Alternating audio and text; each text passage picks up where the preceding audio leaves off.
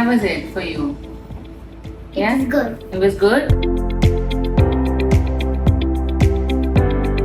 Hello, this is our lovely, pretty, small little patient of ours, and she's had an injury, a glass injury to her right foot.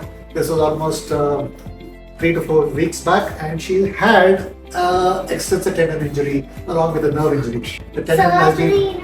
Oh, she's had a surgery. That's what she's correcting me. She had a surgery, and now she is walking. We'll show you the video. So it was a emergency surgery, and now she's regained extensive movements. There is some improvement in the sensations. She will get back her complete sensations maybe in 2 months of time, but she's comfortable walking. She's had her splint for almost 3 weeks, and we removed the splint now.